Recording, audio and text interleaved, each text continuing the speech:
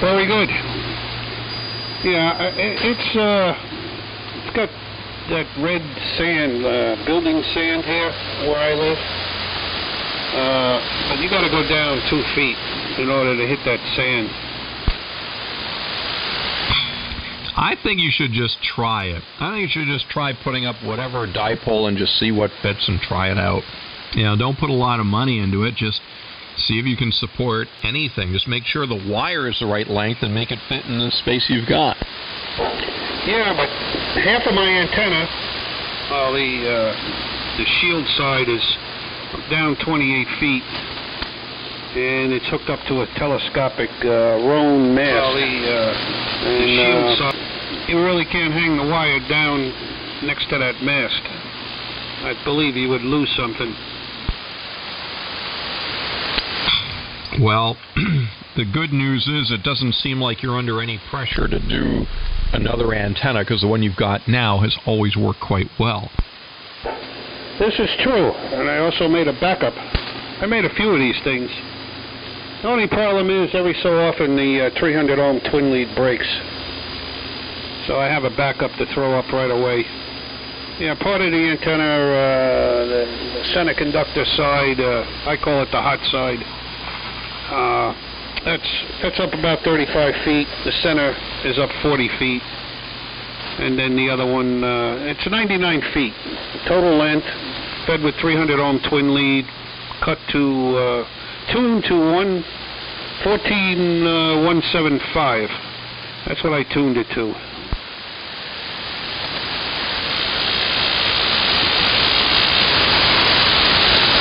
So that's the nice thing about amateur radio.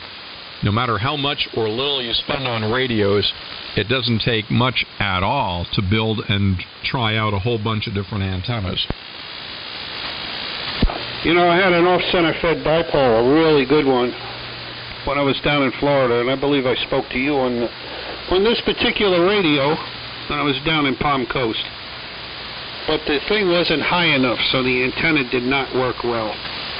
It was, I say maybe 28, 30 feet, that's it. It wasn't high enough off the ground.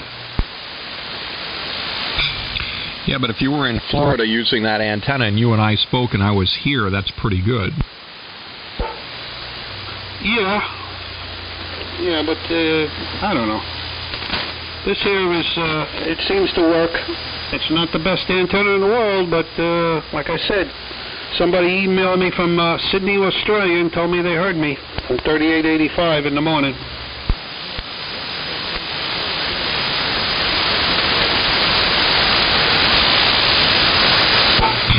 Conditions. That's all I can say. There you have it. N1 BCG, how do I get an email from Australia? Oh, I saved it. N2MIN, whoever cares. I got an email the other night that we were being heard in the Netherlands.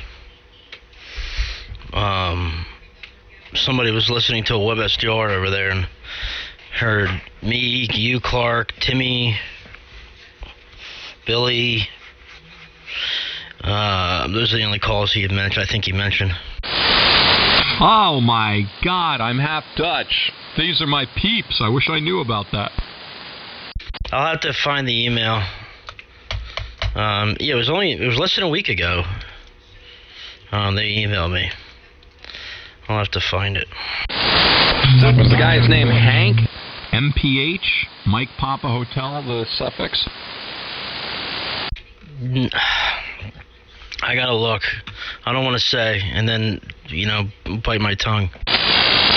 Because he's, I mentioned him because he's in the Netherlands, and he's really big on AM and tuning in around here. The thing is, this isn't the 80-meter band for Europe. The thing is, if you're in Region 1, kind of get boned. The top part of the band is 3,800, so we're off in the hinterlands.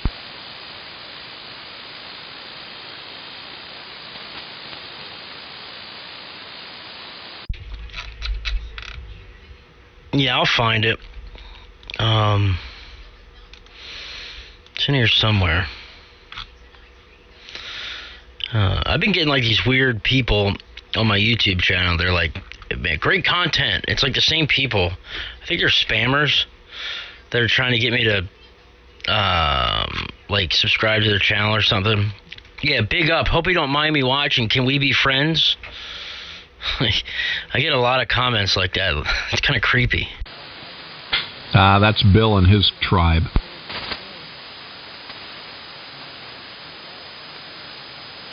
By the way, I figured out a way we can actually have DX contacts with Europe, Region 1, here on 38, whatever. All you got to do is say, listening down 100. Imagine that. So you listen down on 30... Uh-oh. You can say listening down 100. So we'd be listening for them on 3785, which is part of their 80 meter band in Europe, and then we would transmit on 3885. Clever. Yeah, but you won't know, somebody else is transmitting the same time you are. Yeah, and you'd be below the DX window, so there'd be no T-rash. T-rash.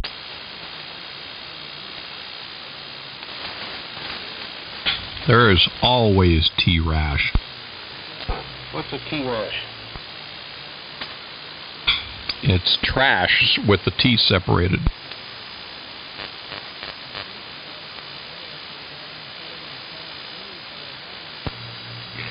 T-rash, come on.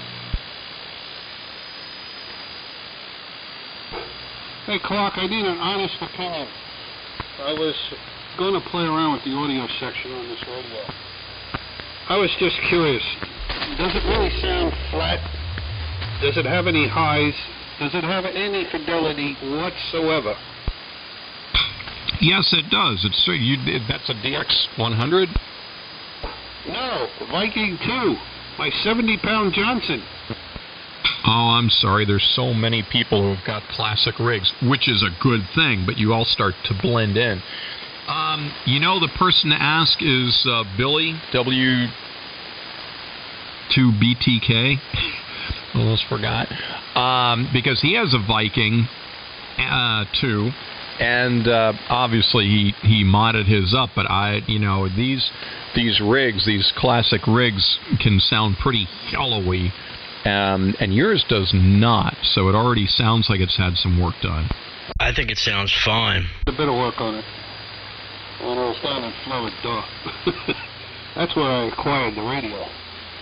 We changed the interstage transformer, solid-stated the screens on the 807s, beefed up the power supply, let's see what else, and did some other audio work in the amplifier section. I never thought it needed fixing up, and Perry had the nice thing to say, too. Yeah, Yeah, Perry. So there's somebody way out there. I think it sounds fine, Art. It sounds like a Johnson that has some modifications with a D104. It sounds, it doesn't sound like it's processed. It doesn't sound like it's like you're boosting the lows, but you can tell you have good low end response, and you have sibilance, out to about 10, 8 or 9, upwards of 10 kilohertz. So, 5 kc. So, I think it sounds. It definitely sounds a lot better than a lot of of those rigs that I've heard on here. Yeah, okay, thanks. Yeah, because I looked at your YouTube thing and I heard myself and it just sounded flat. I don't know, I couldn't make it out. But when I put my little AM box on here that I built, I stick it in line with the antenna, and I had it on a dummy load today. Well, that's why I had to retune it. I had plenty of highs, a lot of presence. That's what it seemed like to me. I'm listening with a pair of headphones here. So, I don't know. It just didn't sound right when I heard it on your YouTube. Well, I mean, I've never heard you in person, but I would imagine that this is what you sound like in person. It doesn't, to me, the telltale sign is does the low end sound flat? Does it seem like, there's energy missing? And it doesn't seem that way. It seems like this is just your natural voice. I don't know if anybody else would agree. But also, that D104, is that have a source follower, circuit built into the preamp, or is that just, an unamplified D104 going into the rig? And if so, what's the load it's seeing? Is that mic element seeing a high impedance load, so you can eliminate that 200 hertz roll off? To me, it sounds like it does. Yeah, it's a source follower, and I have to look at the schematic again. I think it's a 1 meg load on there. I'm not sure. I have to look again. It's been a while since I've been on the bottom of my Johnson. Well, then you should be fine. That's what I thought. That's what it sounds like. So, I mean, without, processing, Arthur, and then, once you start adding low end, you got to be careful of hurting the mod transformer and, probably telling you things that you don't already know. So, the radio has the capability and the microphone to pass, those low frequencies. I just don't think that you have it in your voice. I could be wrong though, because I've never spoken to you in person or on the telephone. So I was told I sound just like myself when I'm on the radio. So I don't have a real bassy voice. I don't know. It doesn't sound that way to me. But when I hear myself, I sound strange. Well, you and a lot of people hate the way they sound on the radio. And also it takes some time to get used to hearing yourself. I used to hate the way my voice sounded, and I used to sit there and process my audio for hours and hours and hours to try to, change my voice, because I thought it sounded like crap. I thought it sounded weird. I didn't have the pipes, And then over time, my tastes in processing slowly started to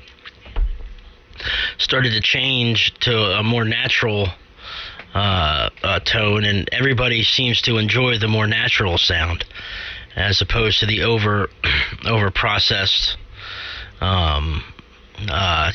type sound. And so that's what I found.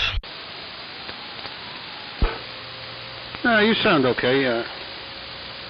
I'm sure you sound just like yourself in person. I could tell that Philly accent. Yeah. A lot of people say that. You can definitely hear my accent. Well, a lot of people say my father sound very identical, which is no surprise. So, I'm going to go get another bowl of food. I'll be back in 2 minutos. This food is so good.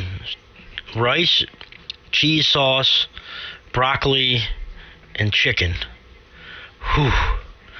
W3MMR. We'll be looking forward to hearing it. I know. I'm sorry. I'm so bad with that, man. Then I realize it after the fact, and I'm sitting there like slowing down, hoping nobody notices. We kid you because we love you. I know.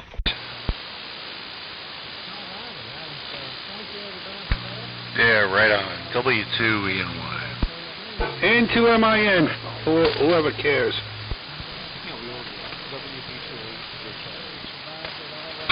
Hey, I don't want to get into an isotron discussion, George, because it's of very specific interest. But I will say I was doing some experiments again today because it was a nice day. Had to get out. It was so lousy yesterday.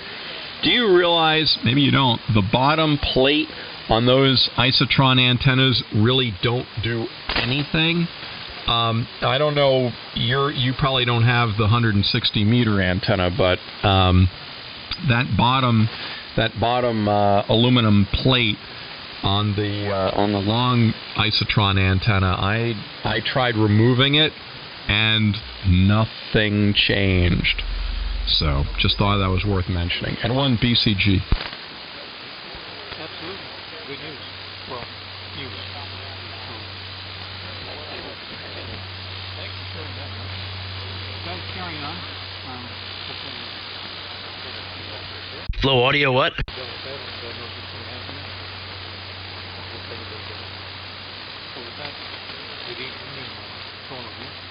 Thank you, Clark.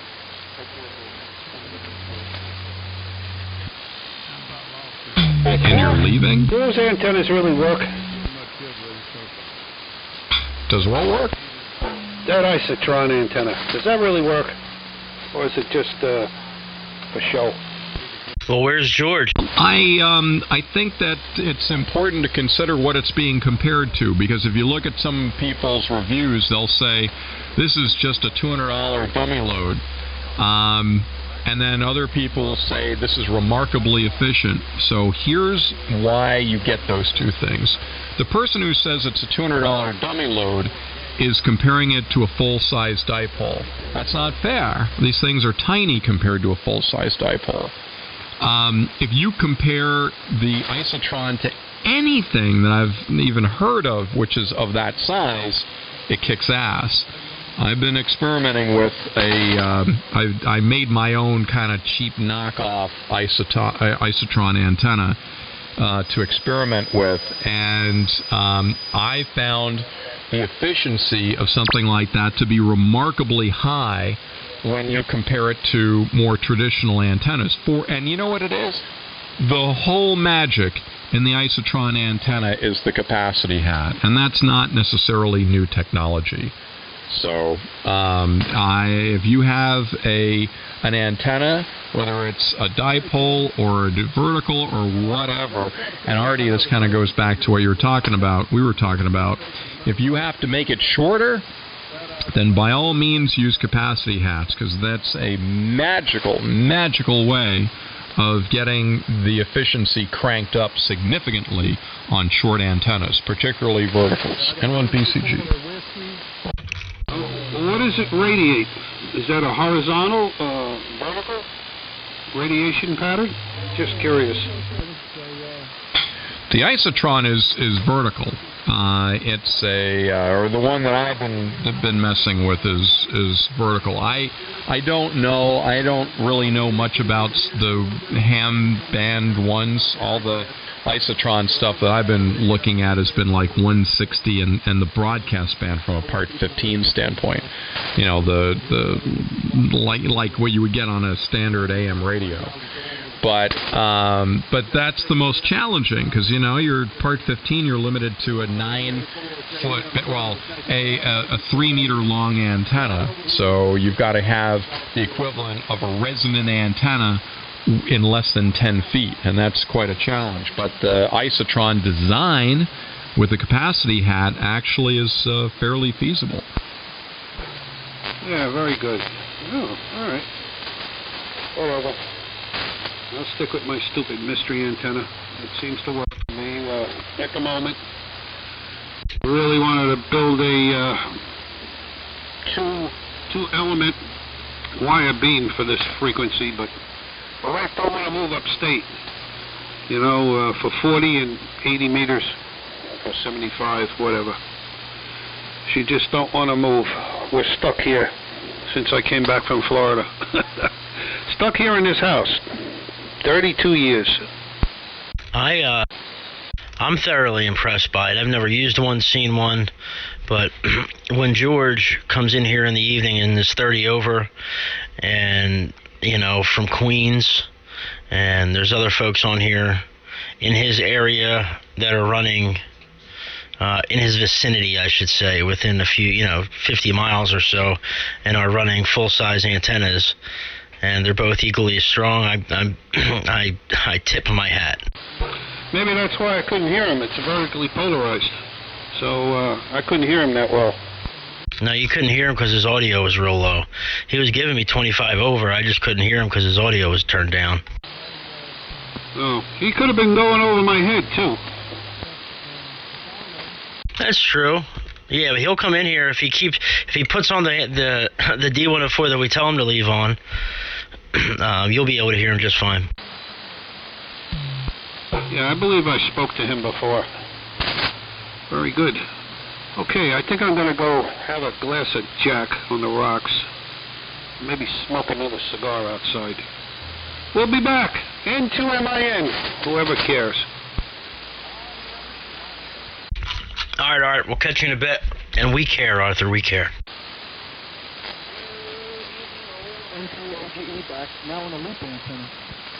Yeah, catch on the flip side there, or W2ENY. All right, W2ENY. I didn't know you were there.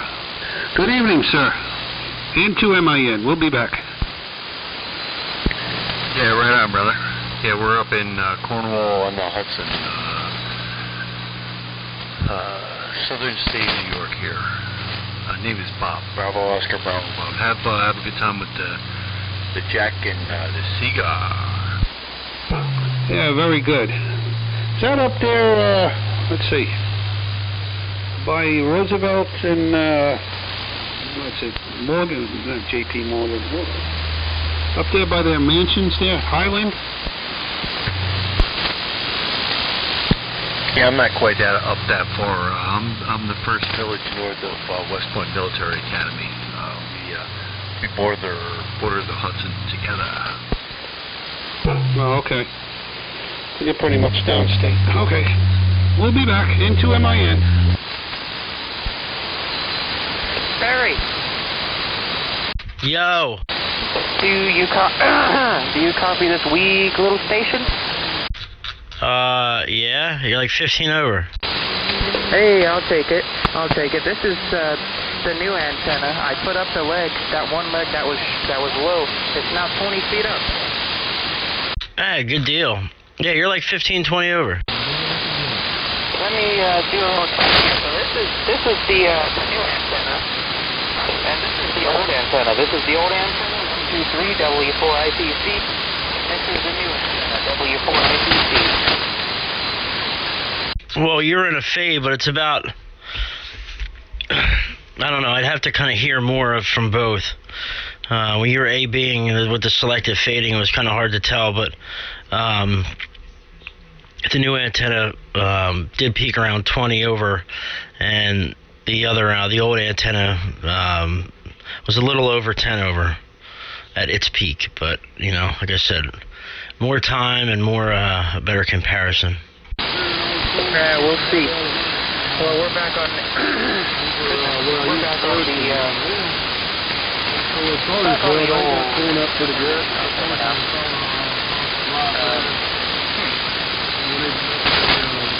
SWR is about 2 to 1 now.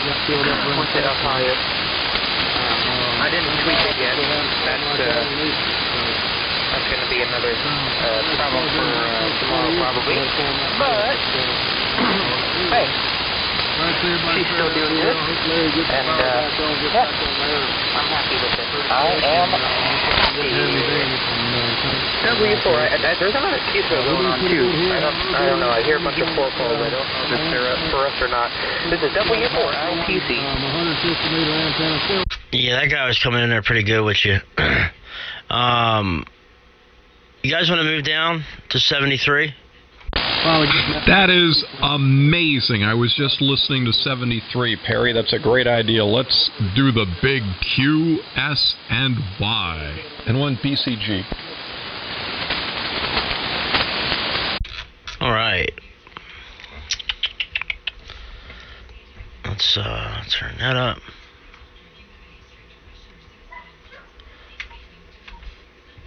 .01 to 1. And it's bouncing between 1 to 1 and 1.01 to 1. I'd say that's good. Hello, radio.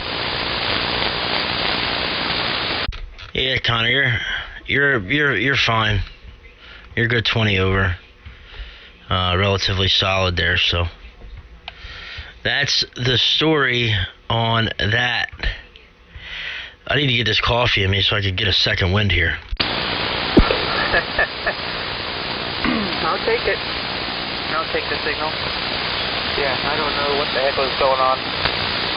I was listening at about 5:30 when I was in the truck. I was listening on WebSDR, and they weren't there then. So either the band has changed dramatically, or they just decided to fire up on an ongoing QSO, which doesn't surprise me in the slightest. W4ITC. The theory on all that is that when they start their net, propagation hasn't matured yet. And so they don't really hear us, we don't really hear them, and then by the time we get to now, we're both a thorn in each other's asses. So, alright, so we took the high road. How about that? That's right. God made VFOs for a reason.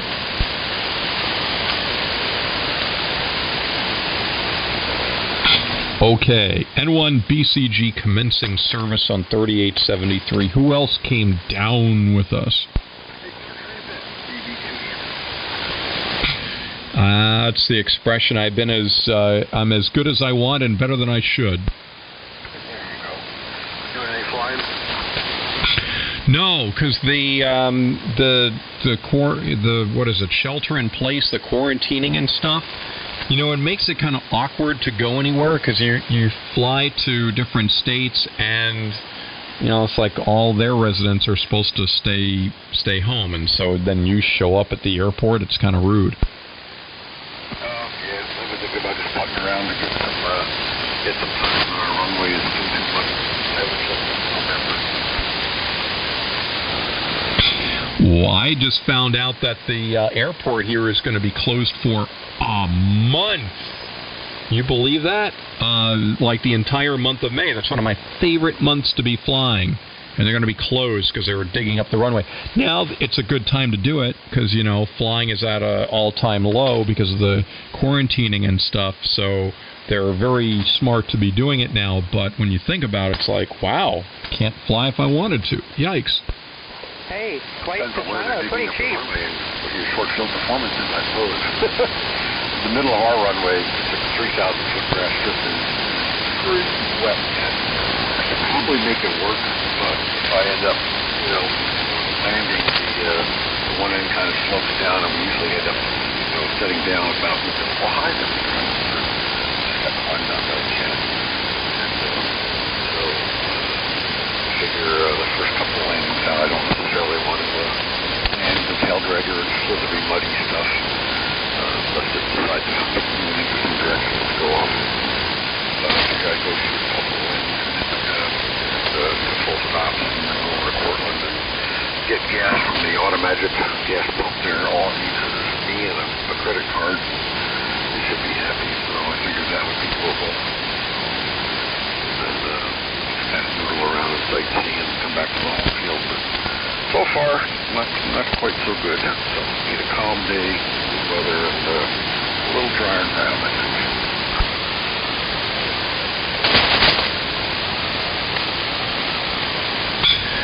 Darn right. Hey, Connor.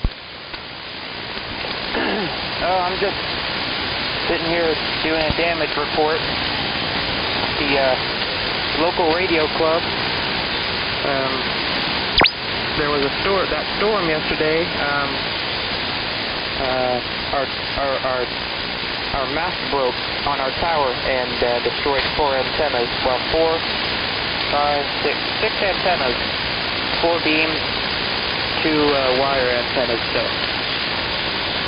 oh boy. When you were doing that AB comparison before, was that your new 80-meter dipole compared to your old one? That was the new 80-meter dipole compared to the old G5RB. Well, if you want to do another AB comparison, you're not hot switching them, right? You do have to unkey when you switch. No. I'm stupid, but I'm not that stupid now. Give me some credit. I'm just, that's great. I'm just trying to cover all the bases here. Some people hot switch, and so hey, it's like a responsibility people have to just mention it, even if it's unnecessary. QSL. Well, 10 minutes ago I worked VK4MA on 10 meters, by the way, so FT8, but I worked them on 10 meters, so this is antenna A, a brand new 80-meter dipole. Deep length, at least 20 to 30 feet up in the air, and the center is like 70 feet in the air. Stand by. And this is the old antenna, W4ITC. That one's got like 3 dB over the other one. The other one, what? The one you're on right now is on average about 3 dB stronger than the other one. Okay, this is the new one. All right, so let's hear a round of applause for Perry.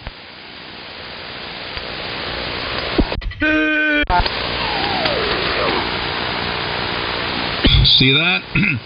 Perry, congratulations. You are this week's ham fairy. He's not this week's ham fairy. He's this week's ham fairy. Wow, now that he's all comfortable with his gift, he says stuff like that. I know, man. This week, I'm this week. He's my fairy.